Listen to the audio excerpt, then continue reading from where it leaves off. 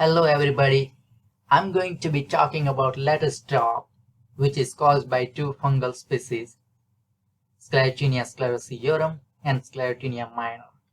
These two fungi also causes diseases on tomato, coriander, celery, cucumber, melon, squash, legume, and pepper.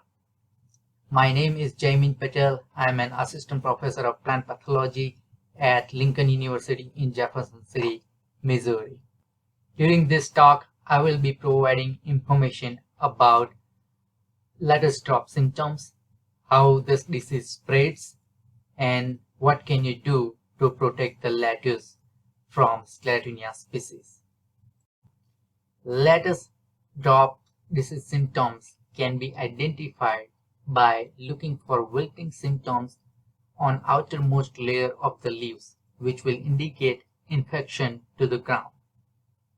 Once pathogen has infected the plant, the ground will have brown lesion or spots, which will turn into soft tissues or watery decay, followed by snowy white fungal growth, which will cause the entire plant to wilt or drop, and this disease symptoms is referred to as lettuce drop.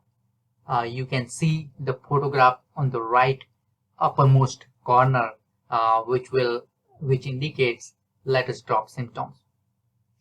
As disease advances, you can see in the second photograph on your right side, the sclerotia will produce, which is black in color, and eventually there are actually more sclerotia will produce either on leaves or crown area. And there is a photograph on bottom right corner along with the ruler, so you can imagine how big or small this sclerotia could be. The sclerotia of Sclerotinia minor and Sclerotinia sclerosiorum infects the lettuce crop in different manner. Most of the time, sclerotia of Sclerotinia minor infects the crop directly, whereas sclerotia of Sclerotinia sclerosiorum produces mushroom-like structure called epithelium, as it can be seen on the photograph.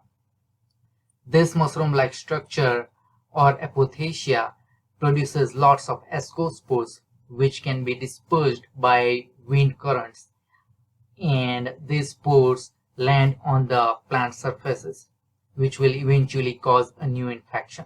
Now let's talk about management of lettuce drop. Before you plant lettuce, always think about how can you avoid lettuce drop, because this disease is difficult to manage. First thing, you avoid the wet soil and keep the bed or soil surface dry. Also plant lettuce on raised bed, which can help reducing the wet soil. You can also think about any strategies that can reduce the leaf wetness period as well as leaf wetness in your farming system, because more leaf wetness period will provide pathogen a chance to infect the leaf tissue. You can also scout for diseases in your farming system, which will allow you to identify initiation of any new infection, collect those infected plant at early stage, put them in a bag, and you can destroy it. So other healthy plants have a chance to thrive and you can harvest healthy lettuce. You should also consider a variety that avoids the leaves touching the ground, because several times pathogen is on the soil surfaces and they can invade the leaf tissue through the ground. There are also few fungicides available for control of lettuce drop.